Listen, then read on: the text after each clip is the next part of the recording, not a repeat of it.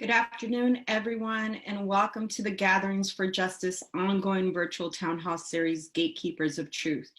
My name is Carmen Perez-Jordan, and I am the President and CEO of the Gathering for Justice. Today, the Gathering for Justice celebrates our 15th anniversary. For those of you who don't know the story, 15 years ago today, during Hurricane Katrina, the legendary Harry Belafonte brought together elders of the civil rights movement and youth from across the country to form a covenant to end child incarceration and dismantle systemic racism in our justice system. Mr. B, as we affectionately call him, was responding to a story on the news about a 5-year-old Black girl in Florida named Jaisha Scott, who had been handcuffed in her kindergarten class for throwing a tantrum. After speaking to Constance Rice of the Advancements Project and learning that Black children around the country in the 21st century were being treated as criminals, arrested, handcuffed, and criminalized near birth, he called his peers together and they brought their mentees, and the Gathering for Justice was born. I was one of those young people at the time, one of the young organizers invited to the table by my mentor, Nane Alejandres of Barrios Unidos. Nane was a mentee of Mr. B's. It's the connection, the legacy that bind between the elders and the youth that make this movement work and give us our fuel. We say all the time that we stand on the shoulders of giants, and I'm so fortunate to be in community with legends. And one of those legends, one of those great men who was also there at the very beginning of the Gathering for Justice, is our very special guest for today's program. Dr. Bernard Lafayette Jr. has been a civil rights movement activist, minister, educator, lecturer, and is an authority on the strategy of nonviolent social change. He co-founded the Student Nonviolent Coordinating Committee, which we call SNEG, in 1960. He was a leader of the Nashville movement of 1960 and the Freedom Rides, as well as the 1965 Selma movement. He directed the Alabama Voter Registration Project in 1962, and he was appointed National Program Administrator for the Southern Christian Leadership Conference and National Coordinator of the 1968 Poor People's Campaign by Dr. Martin Luther King Jr.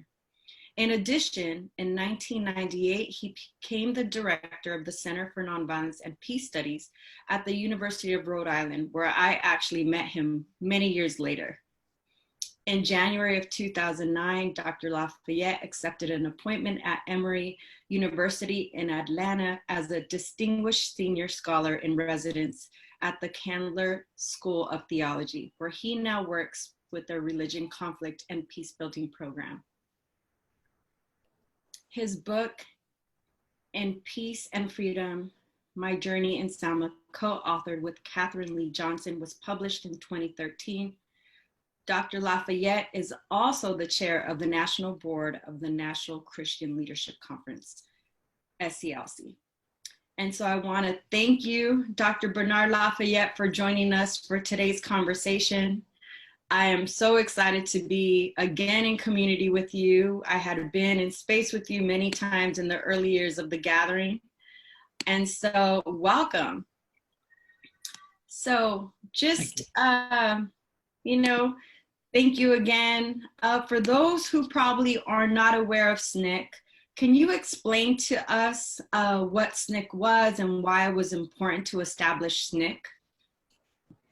Well, SNEG was the Student Nonviolent Coordinating Committee. There were many college campuses where students participated in trying to desegregate segregated facilities in their communities.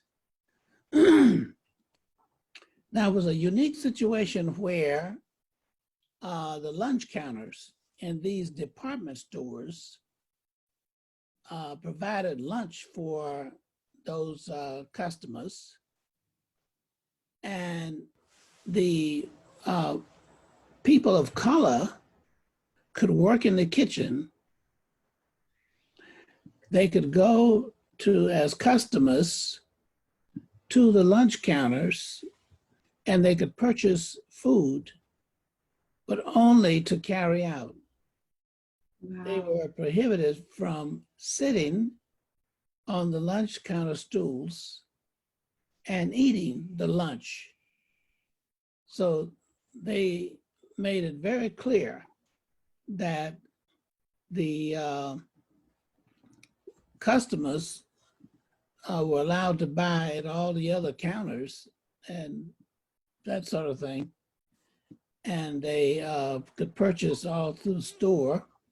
However, they had separate restrooms and they had separate water fountains. So this was obvious and clear because they had signs, okay? White only, colored only, and that was for the restrooms, water fountains. So in Nashville, I was Jim Lawson Jr., who came to Nashville, and he was a student at Vanderbilt University, and he came and he started holding workshops to do the training in nonviolence. And it was focused specifically on lunch counters. And students picked up in Greensboro, North Carolina, and they sat in the lunch counters because we were opposed to having this kind of discrimination. Now, there were Black students and white students in Nashville because they were different schools. So SNCC was a composite of student leaders from various campuses throughout the South and also in the North. We gathered under the direction, okay, of Miss Ella Baker.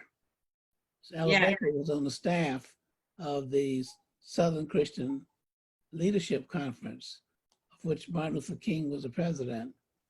And she called the students together, and there was Connie Curry, who was a white person who worked with Ella Baker, and they became the advisors to SNCC, the Student Nonviolent Coordinating Committee.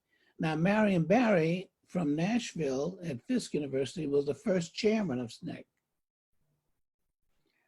And the second chairman was Chuck McDew from South Carolina. He was a football player, okay? And then there was John Lewis that followed him, and then Stokely Carmichael and Rap Brown and all those. So this SNCC was the coalition of these student leaders. And that was the thing that made the difference. We were able to support each other. And of course, we had to confront all sorts of violent situations in various communities and that kind of thing. But it was when John Lewis spoke, Congressman John Lewis, and when he spoke at the March on Washington, he was representing the Student Nonviolent Coordinating Committee because he was the chairman. And we just commemorated 57 years yesterday back in Washington, D.C., and we find ourselves still fighting for the same things. But I really love that you mentioned Ella Baker. She's somebody that we don't necessarily, we know of her work, but we don't hear about her as we would like to. And you know, you mentioned you mentioned some of the people. These are a lot of the folks, you know, that I've met at the 50th anniversary of SNCC in Raleigh, North Carolina, many years ago. And so, you know, to hear the stories, you know, you talked about Jim Lawson, you talked about, you know, Marion Barry, who was also the mayor of DC many years ago. And so folks really went on to make change across the country. But why was it important for you to be there, Dr. Bernard Lafayette? Why was it important for you to be involved in this movement? Well, I grew up in Tampa, Florida, and I lived in a multicultural community, you know, Cubans, Mexicans, Chinese, West Indians, okay, whites. And Ybor City was mainly known for the cigar companies. In fact, I was born right across the street from the cigar company, and I worked there, etc. And these students, young people rather, children, parents worked at the cigar companies. And so they didn't have anything to do during the day because they came to my house. So I had an integrated yard, big yard, and we all played together while we were young. But when we got a little bit older in school age and we began to do that, then we just waved at each other because we went to separate schools. Oh, So wow. that segregation, existed there. And the cigar factories were integrated in terms of the people who worked at the cigar companies. And so our parents worked together, et cetera. My grandfather. So my background is multicultural. I'm the Bahamas, for example. My parents, great grandparents on my father's side. And then they also, my grandfather was born in Cuba, okay? And then my great-grandfather was born in France. And so I have French on both sides there of the family. So that's why my name is Lafayette, because of the French background, et cetera. I had relatives on the Titanic and all that kind of stuff, okay?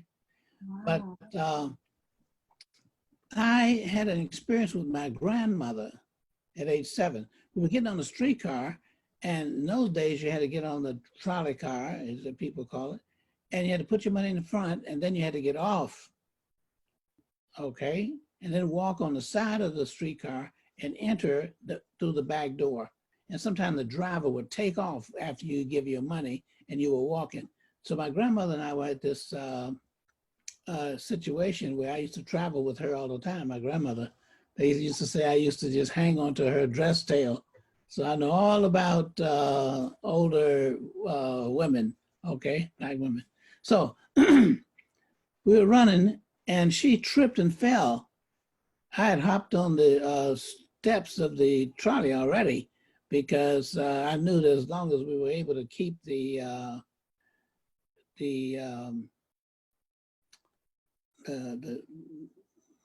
steps down, we could keep the door open. But when she fell, I had to get off and I had to try to pick her up. I was a little skinny boy, really. I didn't even wear short pants in those days. So I'm trying to pick her up and it was impossible. I felt helpless and I felt hopeless. But I said to myself, when I get grown, I'm going to do something about this problem. So the reason I got involved in the sit-ins is because of my grandmother. And I wanted to do something about this problem as a little boy. That is so beautiful. You were one of the folks that I remember watching images of you, sitting along Dr. King and many other folks that we, consider leaders at this moment. What were some of the conversations that were happening during those times? Do you see a parallel of what we're discussing today in the world and then what you all were talking about when you were all younger, sitting together and strategizing? Yes, and I really like to see the young people coming together and the leadership, bonding together of the different organizations that have been created among young people. I like that. So my point is, you got your different ethnic groups, you got your different sexual groups, you got your different age groups coming together. And that's so important. What's also important is that they continue that. The worst thing can happen is to stop the marches and demonstrations, because the marches and demonstrations help to raise the consciousness of people. And you can't succeed in bringing about change unless you win the sympathy, if not the active support of the majority. This is from Napoleon.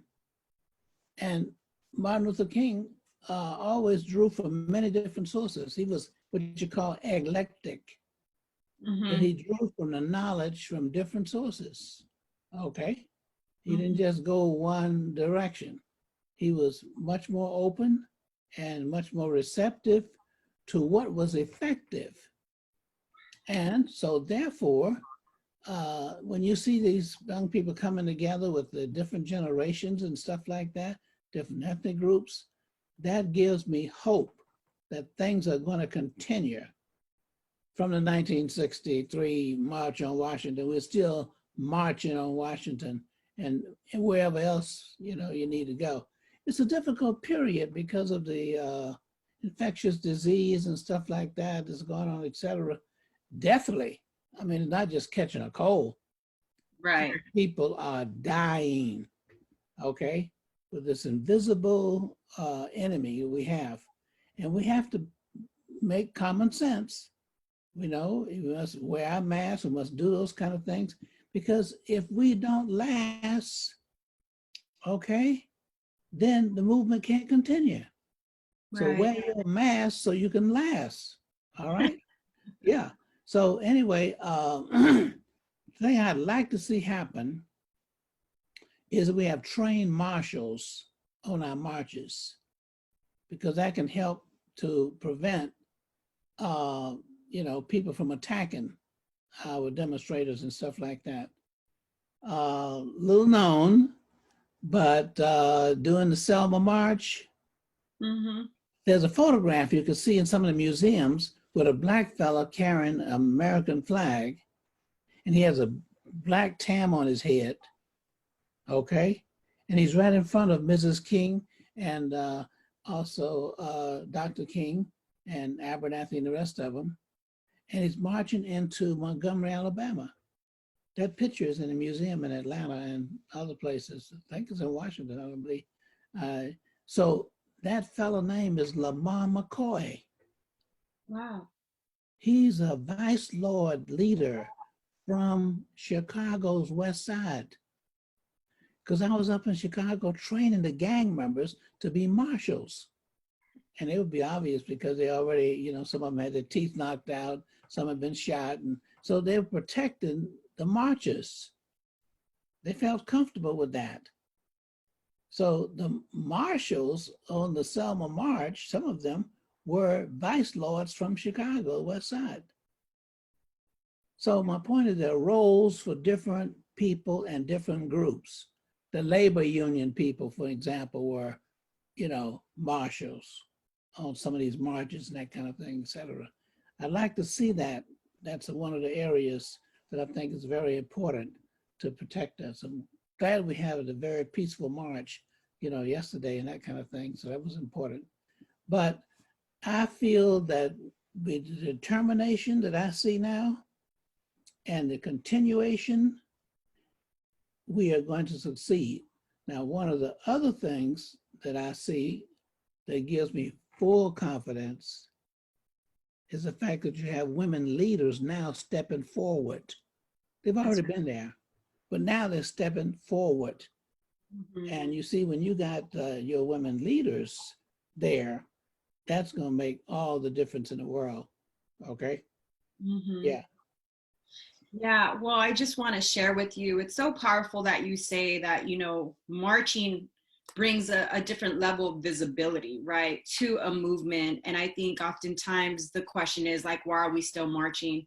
But that is something that we learned from you early on at the Gathering for Justice when you were training us in Miami, when you were training us young people in the 6 Principles of Nonviolence in the 2-day core, was the fact that, that was one of the pressure points.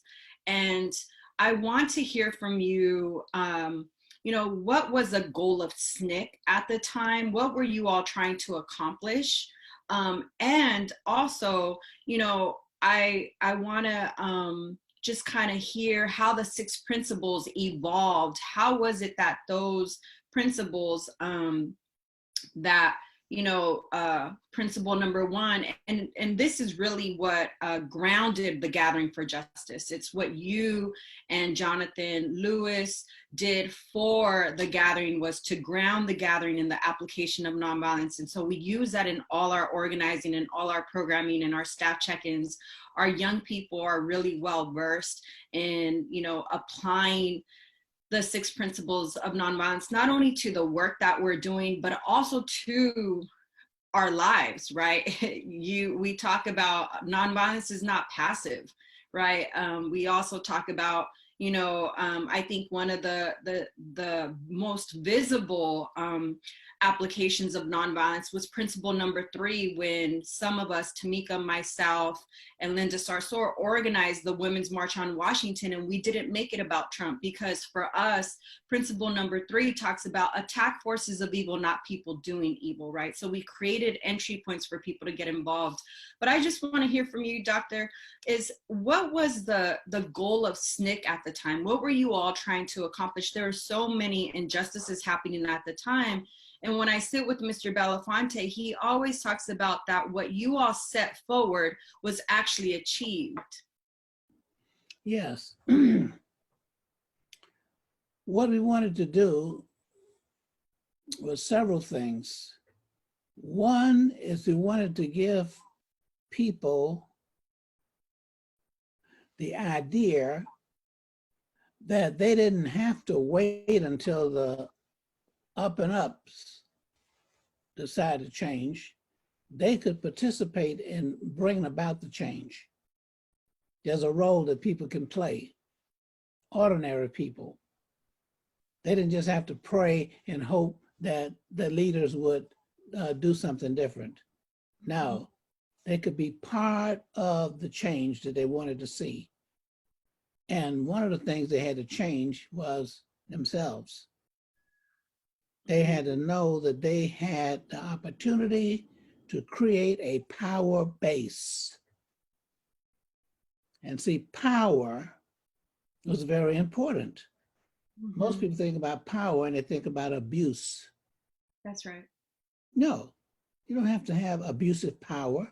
You can have the power to win people over, because you were not able to bring about change unless you were able to win people over and bring about that change. And that was very important.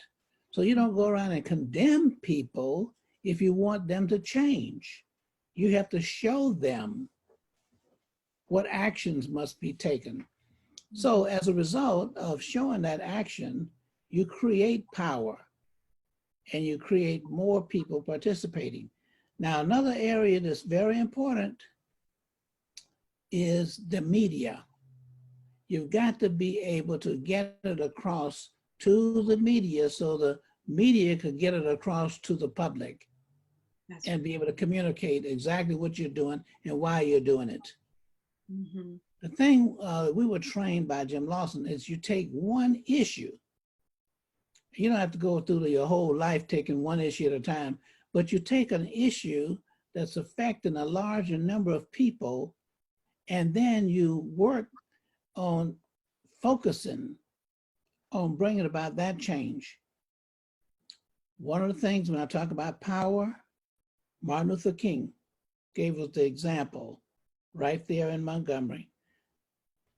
Power is the ability to either supply or withdraw needed resources. And if you're able to supply or withdraw needed resources, you put that into effect. Like the bus boycott in Montgomery was the power to withdraw needed resources. In other words, the Black people in Montgomery who were riding the segregated buses were actually supplying the resources for the buses to continue to run and segregate people on them.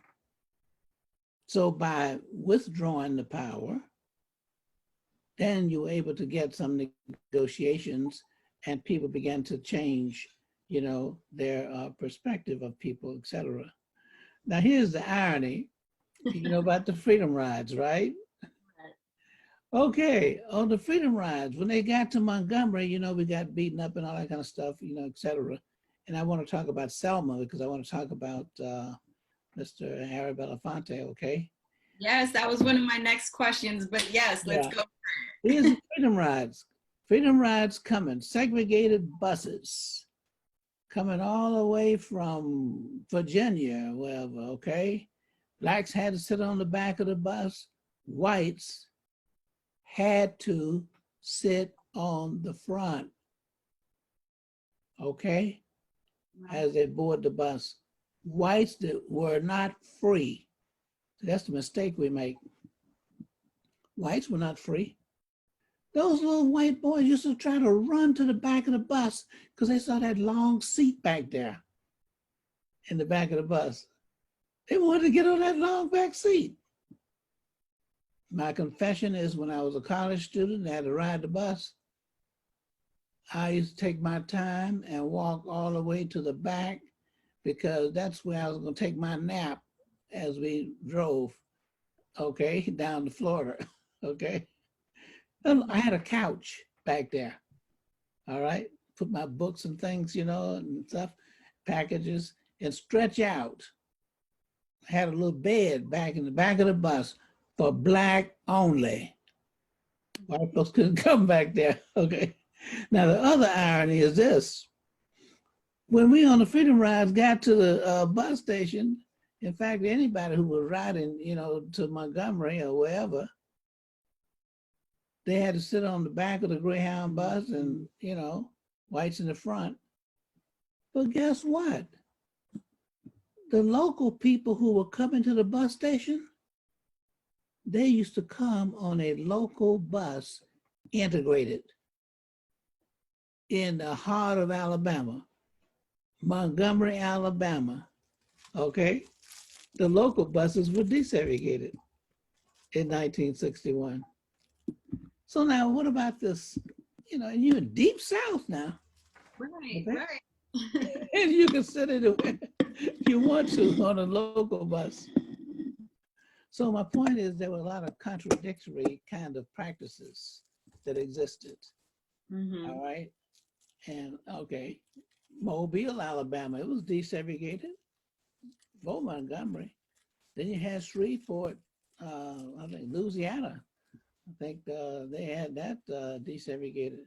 So they were going one at a time. So the Freedom Rides, for example, was all about bringing people together to make a overall decision about desegregating local transportation as well as interstate transportation, that kind of thing.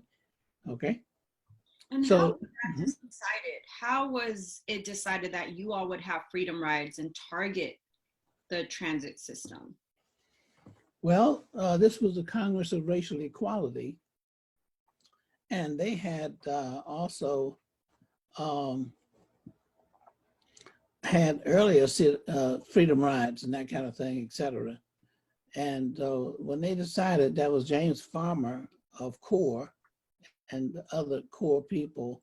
In fact, I applied to go on the original Freedom Ride, but I was not able to go because I needed parental permission because I was not 21. John Lewis and I were going to go.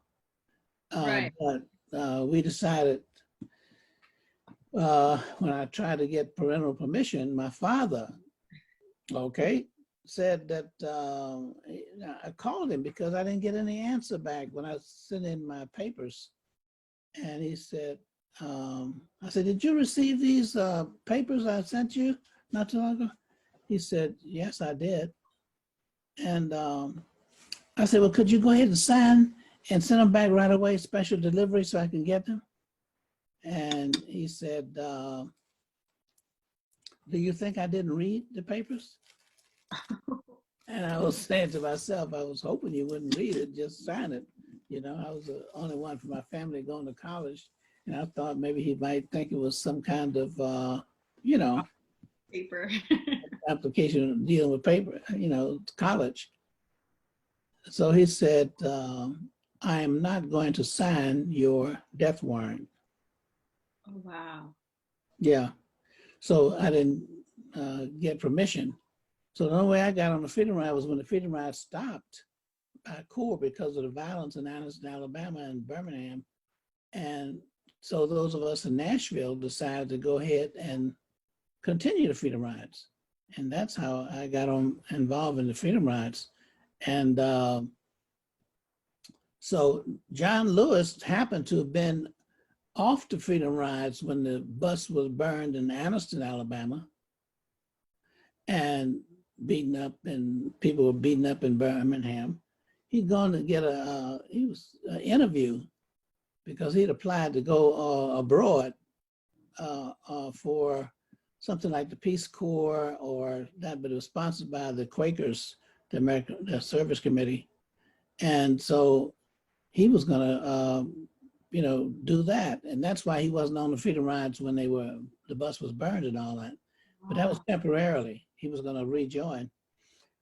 But he had all the information, all the books and all of the contact people and everything. So when he returned to Nashville, we decided as a students that we were not going to let violence stop a nonviolent movement, because we've been trained, okay, to confront the violence.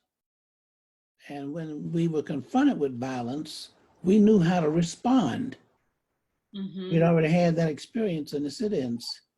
So we appointed Diane Nash as a spokesperson for our Freedom Rides, because she'd also been a spokesperson for our sit-ins. Right. And she was very good with the media, and we needed somebody to do that and to make sense and to explain what we were doing, but also in a way that would win people over. So we were not simply protesting, we were using all of our skills to, you might say, arrest segregation. That's right. They thought they were arresting us, but we put segregation in jail, okay? So you had to have somebody who would interpret what we were doing in such a way to win people over. That's what she was doing. You got to constantly communicate to people what you're doing. You got to know what they're thinking. You got to know what their questions are. And you got to be able to respond to them in a way that would help them bring the best out of themselves, not the worst. Wow.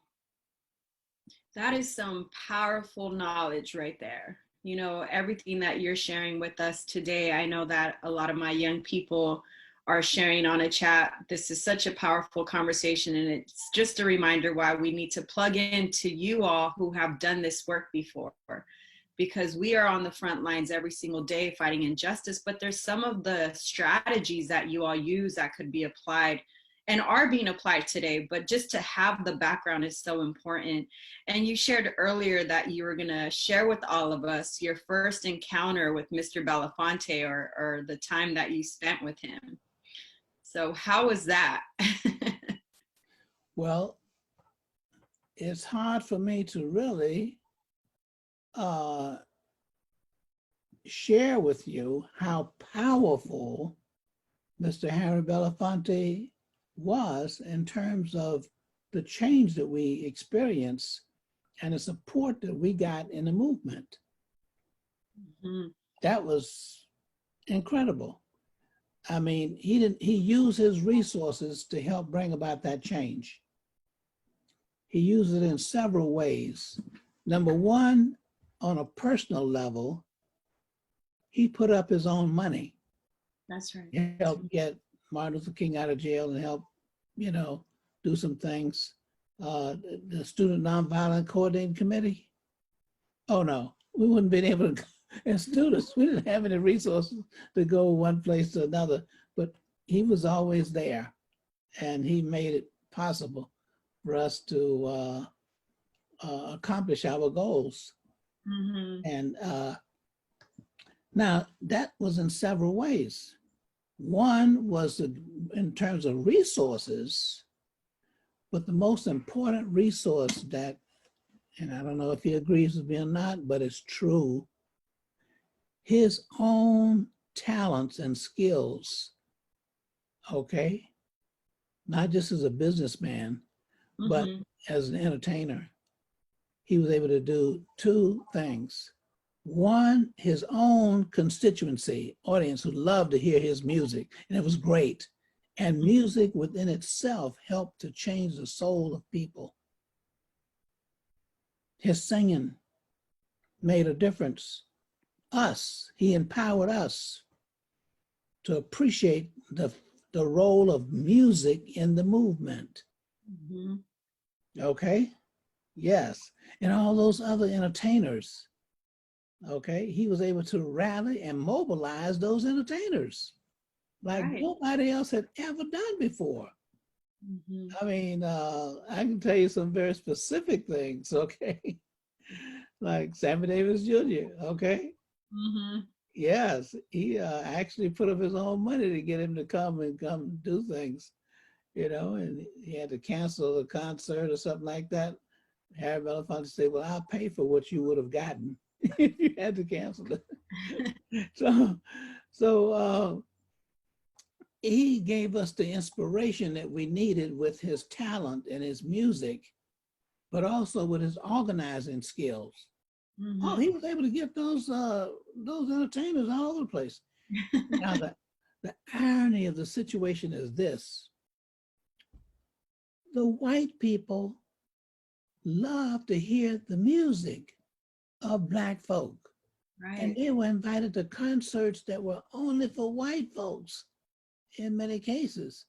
But that was good because he was able to win them over, okay, with the music.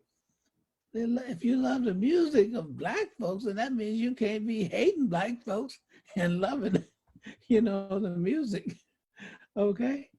And there were places where only the musicians could go, Mm-hmm. all right, in terms of white audiences. They could always come to Black, concerts and, entertainments and stuff like that, etc. All right. And that made the white folks want to come to where the Black folks were.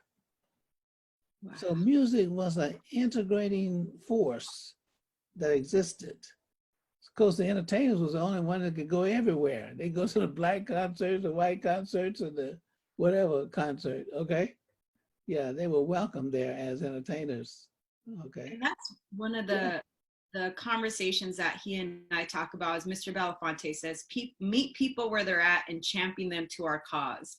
And now to hear that he was meeting people where they were at and having them come to where all of you were is so powerful. And to the organizing, I see it every single, when we were working in the office, Mr. Belafonte would make a phone call, hey, I need to speak to you, or I need you in this movement.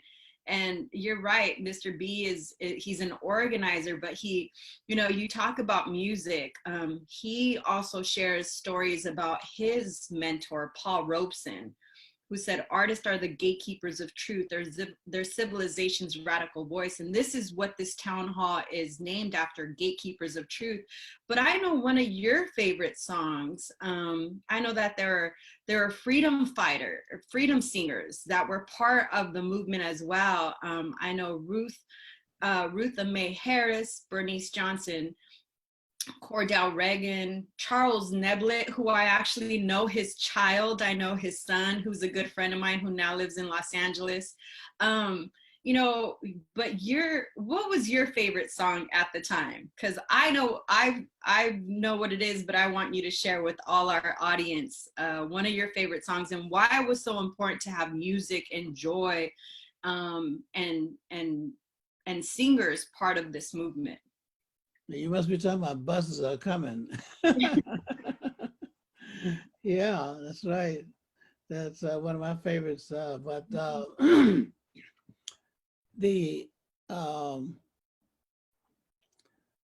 Luther King had a criteria for deciding where he was going to go and help to start a movement. He got about 11 phone calls a day of people inviting him to come, because they just thought if he could come and make a speech at one of the mass meetings, or they could lead a march or something like that, they would get a movement going in their communities. But Martin Luther King couldn't respond to everything, so he had a criteria. And one of the criteria was the fact that people had coalitions. In other words, in their communities, they had groups that were coming together and being able to unite together. Because you had a lot of different groups, so they had different motives, different goals, and different whatever, different leaders. And sometimes they had conflict among themselves, and still do. But he was looking for that coalition. Okay? Mm-hmm. So like in MIA, they call it Sorry, I don't understand. Montgomery Improvement Association. Okay? Mm-hmm. And that was one of them. in Chicago, the CCCO, Coordinating Council of Community Organizations, okay, and Jesse Jackson had one, you know, later on, Push, you know, and that was bringing people together, okay. The main thing that we want to say is that that was important for making a decision about where you're going to invest your resources. Mm-hmm. Another important factor was whether or not the people in these communities were singing their own songs. Oh, wow. The same songs of the movement, but once they start putting their own local conditions, okay, into the songs, mm-hmm. like Pritchett and this, that person, the other, then he knew that not only were they in the movement, but the movement was in them. Right, right. Singing their own songs, okay?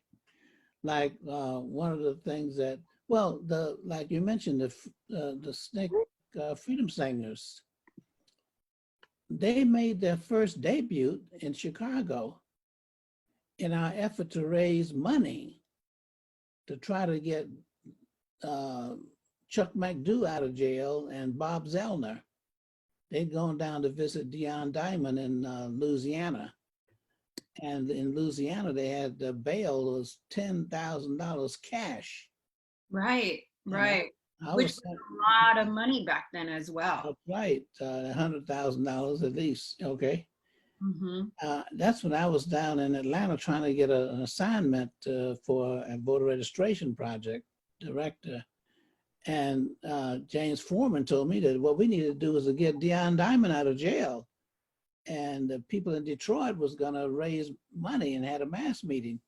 And I said, okay, all right, they want me to go help, you know, raise money. I'll do that. And we raised the $10,000. But while Chuck McDew and Bob Zellner were down there visiting Dion Diamond, they arrested them.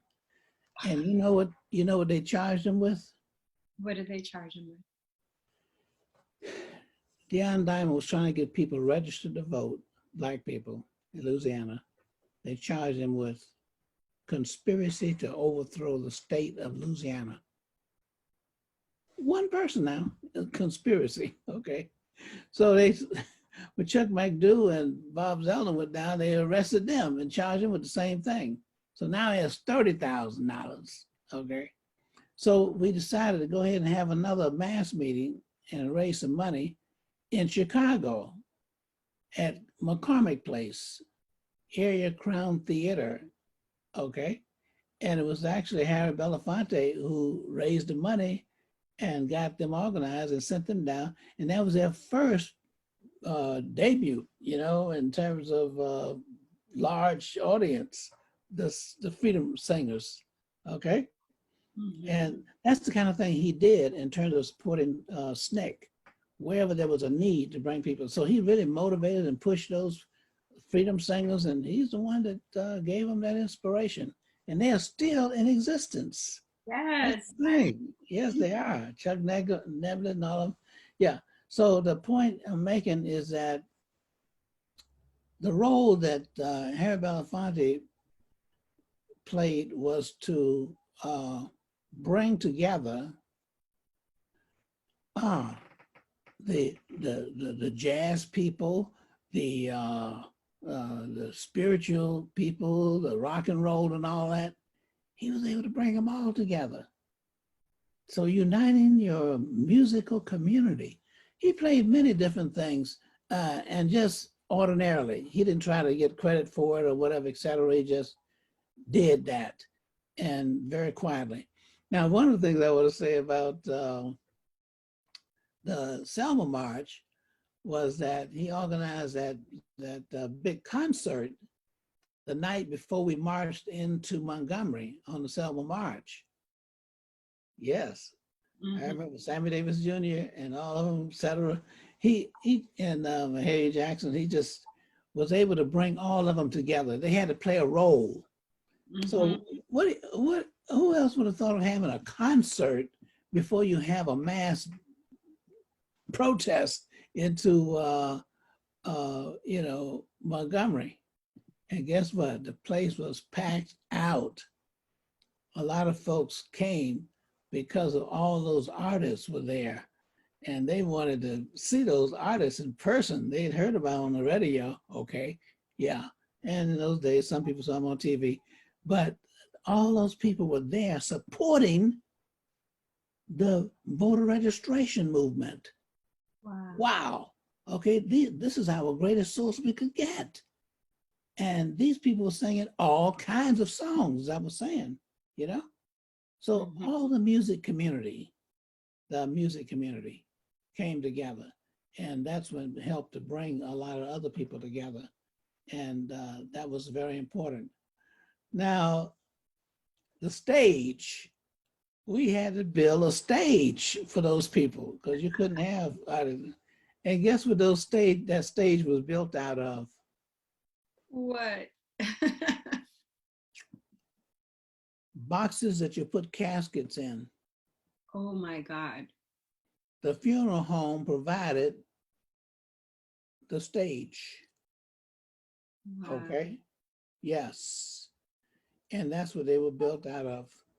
And my role, I always played a kind of wherever I was needed. I had to go to the back of the crowd that was up there because people were being pushed against the stage because they want to get closer and closer to these musicians. But they were pressing people up against the stage. So I had to go to the back of the crowd and tell them all to step back, 3 steps back. So I organized some people to say 3 steps back.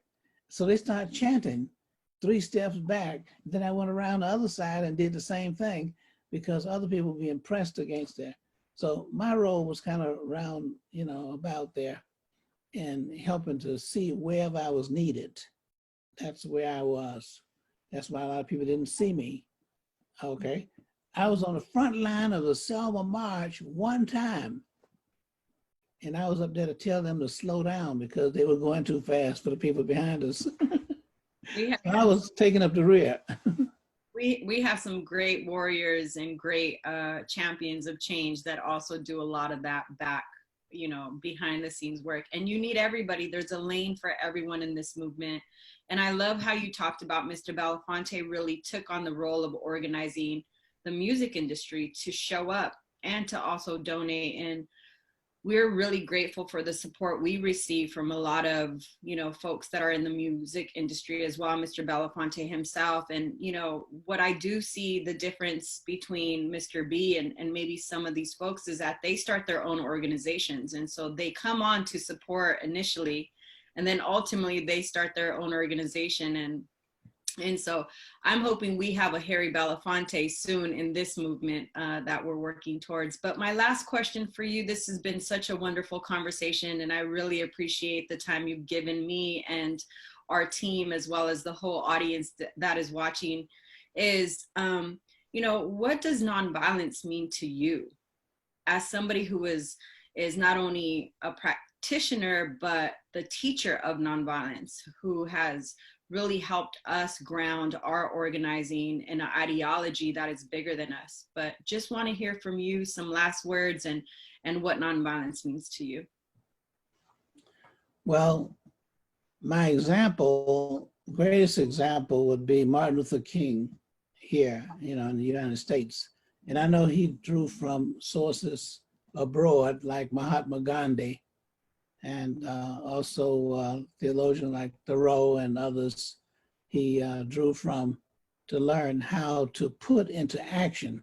It's one thing to intellectualize nonviolence, but it's more important to practice nonviolence. That's the thing that will make a difference. But we have to internalize it first. Mm-hmm. So I want to see in every institution, this is what Martin Luther King said to me the last day he was alive, as I walked out of this room at the Lorraine Hotel, room 306. My room was 206 downstairs. I still have my key. Wow. And he said to me that our next movement is going to be to institutionalize and internationalize nonviolence. So that was the thing that motivated me to go back to school and get my education and get my degrees and stuff like that. So I'll be able to have access to institutions all over the world. And even today, even with the silence of the corona disease, we still have a voice in nonviolence. And I've spoken to audiences of 450 million in other countries around the world. We've established institutions in 60 countries around the world. And through our programs like AVP, what I basically do is to train people to be trainers and to train them how to set up institutions. And this is one of the things that I'm very excited about, seeing that. And so Harry Belafonte has set up institutions. He's influenced people even without his knowledge. There are people who have embraced nonviolence and have tried to put it into effect. The only basic change we could make to stop violence is to be able to get people to start practicing nonviolence in their families. Right. Mm-hmm. You got people who, okay, and lives are lost. And sometimes we forget that there are people who take their own lives. That's right. They never experience getting grown because they don't see that their lives are worthwhile. So one of the first things in nonviolence is people begin to see the value of their own lives. That's and the value of their own lives and the worth of their own lives is not how much they have accumulated for themselves, material-wise. That's right. Say that. But your worth is how valuable or worthwhile you are to others. That's a life well lived if you can help others to also live a worthwhile life. That is beautiful. I think what a great ending to a great conversation. Dr. Bernard Lafayette, we thank you. We thank you for grounding our organization in Kingian Nonviolence, for sharing your wisdom, for sharing your experience, for sharing words about Alla Baker and reminding us that women were actually there, Diane Nash and Harry Belafonte using his platform to bring awareness to what was happening and also resources, but really your work that you've done for all your life. Really grateful to you, grateful to the elders. And it's the reason why it's important for us to stay connected. It's the reason why the Gathering was founded as an intergenerational organization, to make sure that we not only had conversations with our elders, but that we also engaged our young people in the application of nonviolence, but also in movement building. So thank you so much, Dr. Bernard Lafayette. We will be certainly in touch, and we are grateful to you and all the work that you have done. And so thank you. I'm going to bring on my next guest, Louis. And so the Gathering believes in intergenerational organizing and passing the baton to the younger generation. And I thought it was important, as we were talking to one of the legends of the civil rights movement and sharing the stories of those that have participated, to bring in a young person who I have the privilege of working with every single day. Luis Hernandez emerged as a young leader fighting for his brother and has continued as a champion for justice reform and gun violence prevention. He joined Justice League the summer of 2017 when he was just 15 years old, although I had met him when he was 14. When we met, he was working on a rapid response campaign to free his brother, Pedro Hernandez, from Rikers, where he was wrongfully incarcerated for more than a year.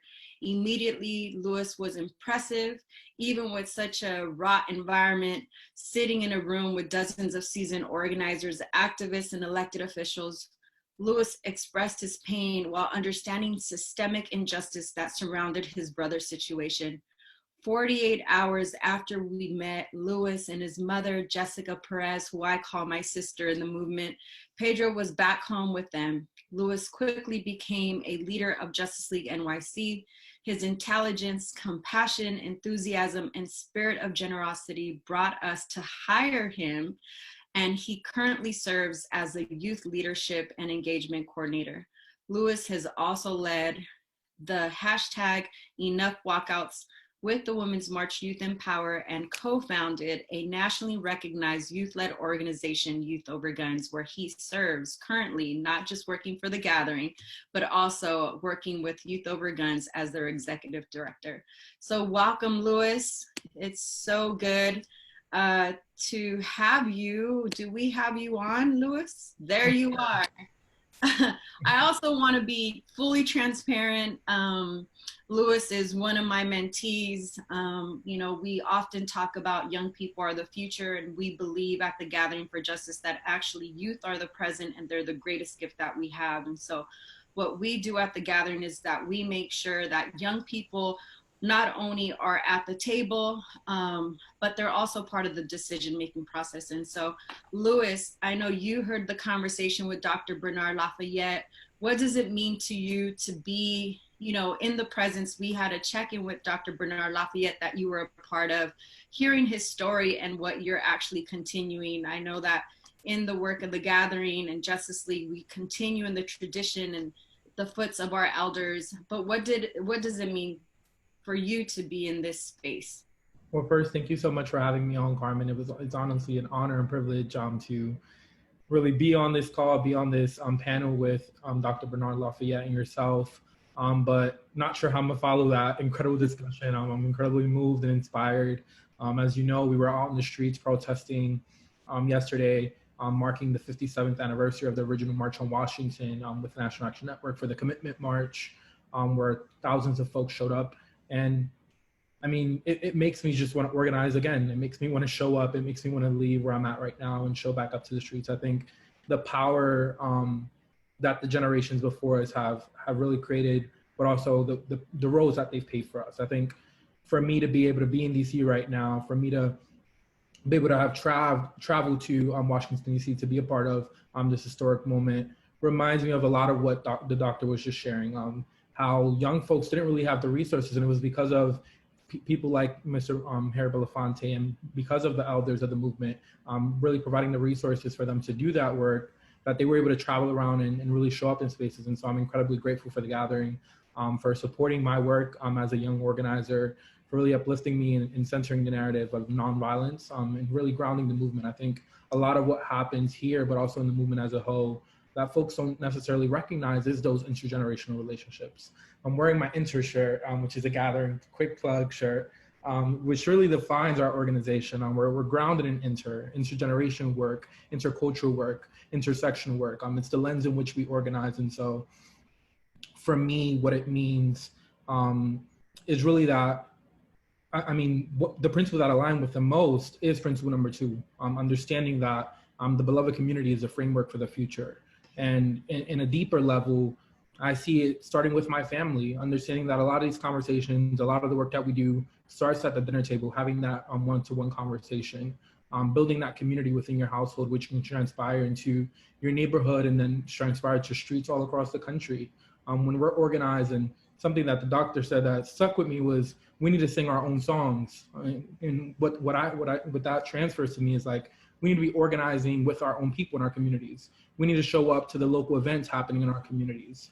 We need to be a part of the local work that's happening. And so in large part, I'm grateful that a lot of the work that I did with the Justice League and that I continue to do with Justice League NYC is really that local work right in the heart of the city.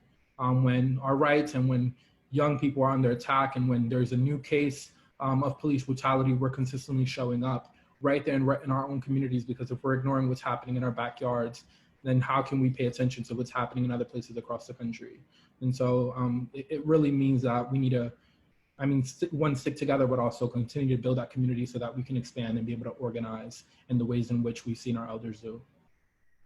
Yes, so powerful. I really love how you brought in the different principles into this conversation, especially principle number 2. And in our program calls, we do our check-ins, talking about the 6 principles and trying to apply them to our weekly or even our daily work. But more so, how we also not only do this work, but how is it applied to our everyday lives? And one of the things that we also talk about is nonviolence is a process, right? Nonviolence, we talk about nonviolence is not the absence of violence, but it's the presence of justice and love.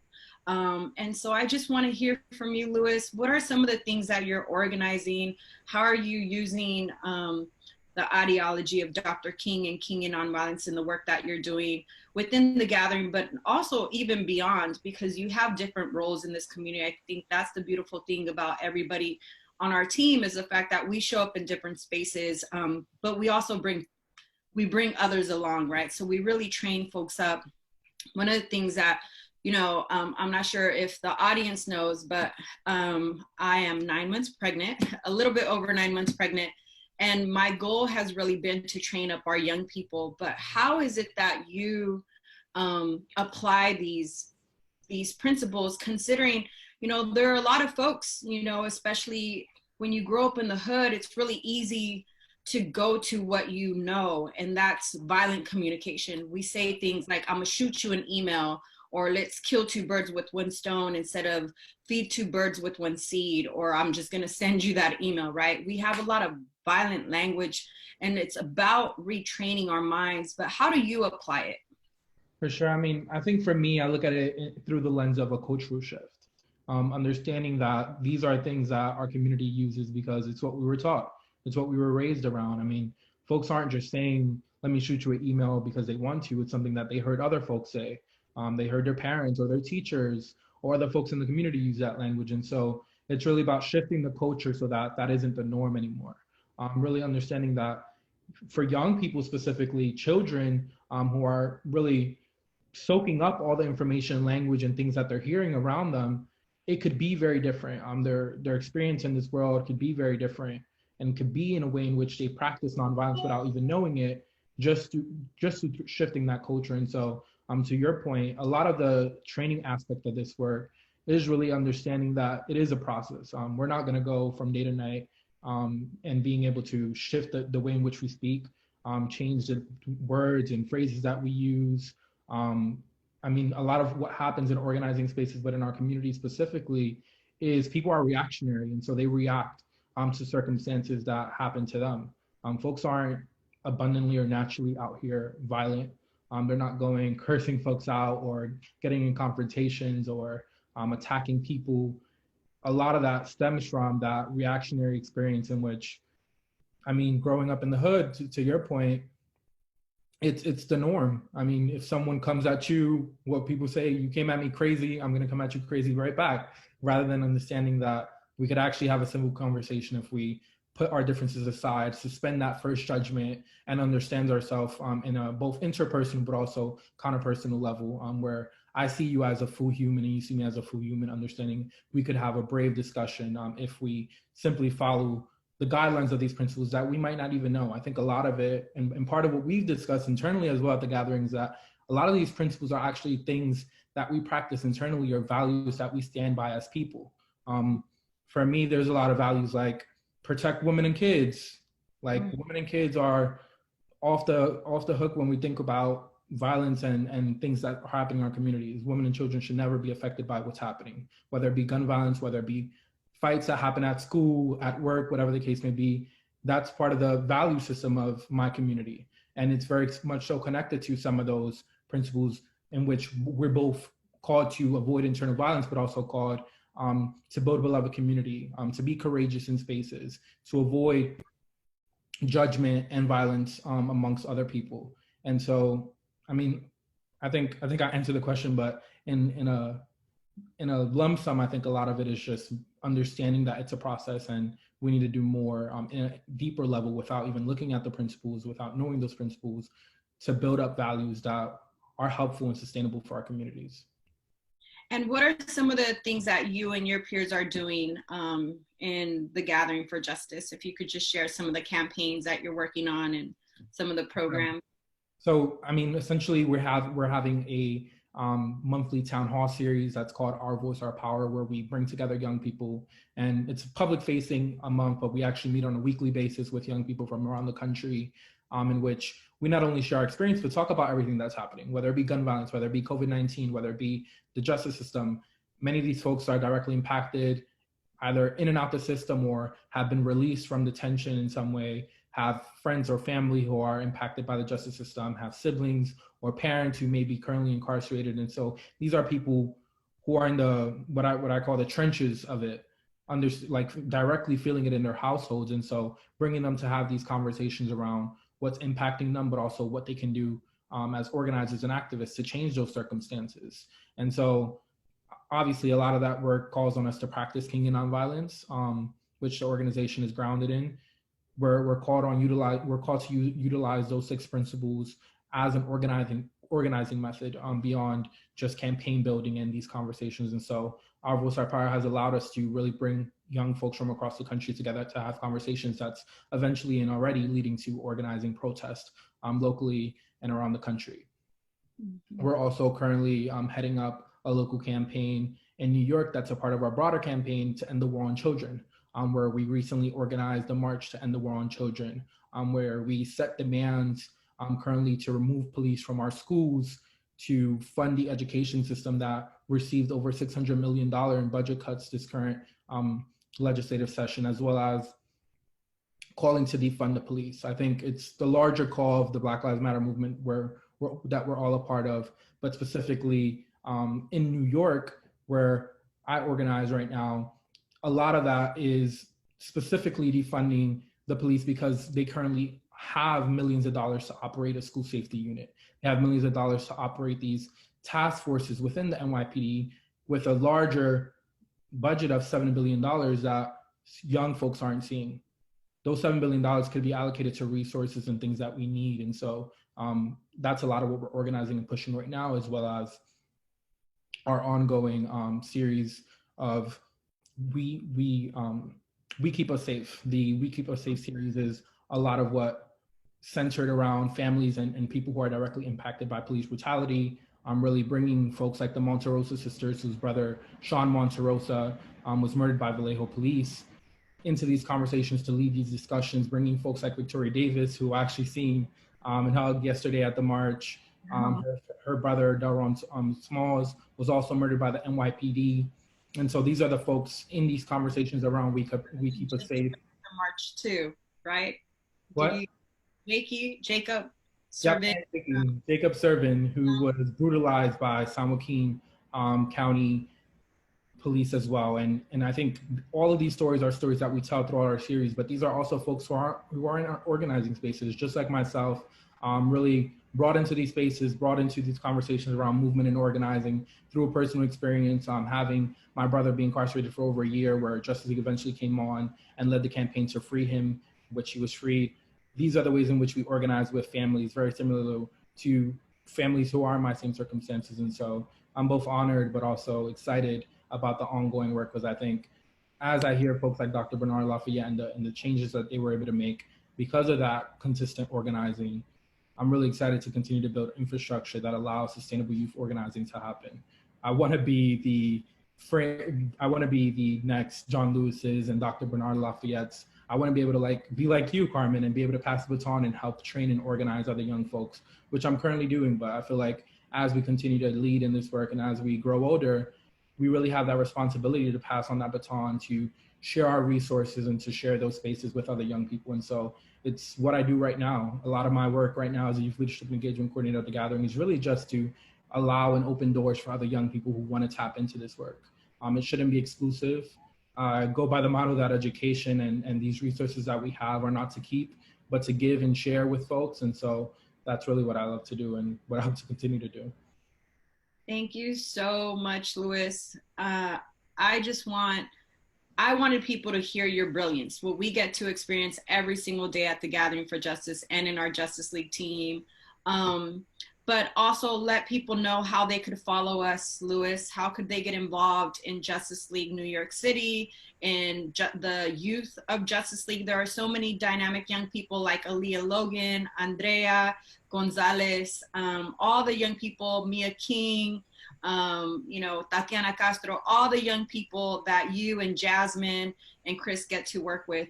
So let folks know how they can actually get involved in Justice League if they want to be part of your team that you all are cultivating as well. For sure. I mean, the first step is, as young people, I think we all know that we're all on social media, whether we like to share that or not. And we're always at least spending an hour on these different feeds at a time, scrolling through. And so scroll through and visit us at our pages, both at Gather for #4 Justice. You can find us on both Instagram and Twitter there. At NY Justice League, which is our larger platform, specifically to tap into that, DM us if you're interested in becoming a JL member, and both the Gathering for Justice and Justice League NYC on our Facebook. You can also visit our website, www.gatheringforjustice.org, where there's an accessible link for you to apply to be a volunteer or a Justice League member. I think a lot of this work is finding deeper commitment. Yesterday, I was obviously empowered by the march, but really taking relation with the name of it, commitment. And a lot of the speakers kept up and continue to talk about commitment. And I think at this point, in what's happening right now with the uprisings that have led us to this point in time in 2020, is that folks now have to take that commitment to continue this work. It's beyond just showing up to one protest or reposting something on social media, participating in a Blackout Tuesday. We need to do this work every day if we can. Show up at least 2 times a week if we can. I think everyone has their personal responsibilities, but we all have some time to spare to the movement. And so that's a lot of what Justice League does. Bringing together ordinary people to do extraordinary work and really organize and mobilize our communities together. Dr. Bernard Lafayette said it best. It doesn't take more than just ordinary people coming together in their communities to do this work. Not everyone has to be in the front lines, and everyone plays a different role. And so the doors are open for more Justice League members as we continue to grow our team.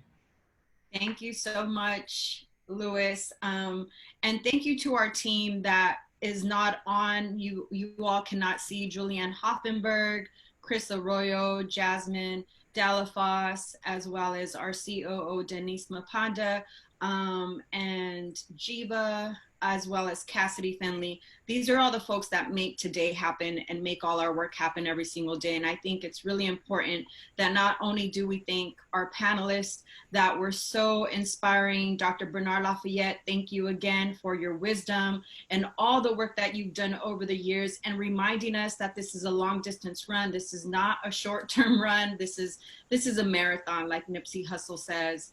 And also Louis for picking up the baton and really going out and, you know, using your gifts, using your pain and channeling them into gifts and bringing others along with you. So I'm really grateful to all of you and to our whole team that made today happen. I hope you enjoyed this program as much as I did.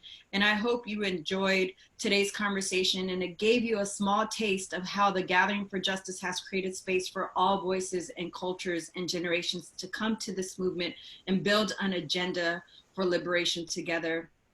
At the first meeting of the elders, Ruby D said to Mr. Belafonte and everyone who was assembled there, "Where is my assignment? I come to places like this so many times and I leave without an assignment."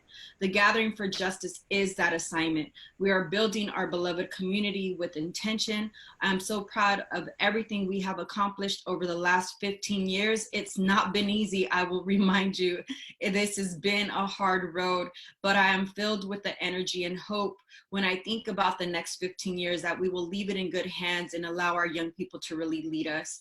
Thank you so much for everybody who joined us today. Make sure you follow us on social media at NY Justice League, as well as at Gather for Justice. So that's Gather #4 Justice on IG and Twitter.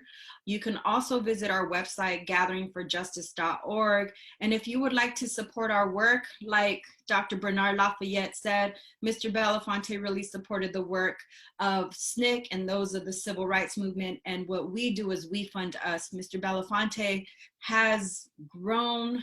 He's an elder. We don't expect that of him. And so we really rely on folks that are able to support us. And so if you could Cash App us at $Gathering for Justice, that again is $Gathering 4 Justice, or you could text The Gathering to 44321. I also wanted to just kind of say, you know, as we are celebrating the next the next 15 years and celebrating the 15 years of the past, I also want to remind folks that in this time, we are in a lot of pain. We lost somebody really special yesterday, Chadwick Boseman, who was our, you know, Wakanda Forever, who showed Black people what was possible. And so I also want us to hold our Black siblings tight, hold them in prayer, and make sure that we show up in service of them. There are a lot of people that are still suffering, that are being killed at the hands of police. Jacob Blake is one of them, out in Wisconsin, who is currently handcuffed to a hospital bed. We also know that Lewis talked about Sean Monterosa. Folks can follow Sean Monterosa's campaign at Justice 4 Sean, SEAN. And there's still no justice for Breonna Taylor. Our family from Until Freedom is currently in Kentucky, as well as some of our team members from Justice League and The Gathering. And so please follow at Until Freedom on social media to learn more how you could support in that campaign. There are so many people at this moment that need our support, and it's not just about you know, not showing up, but it's an opportunity for us to do something together. So thank you for joining us, and have a great rest of your Saturday.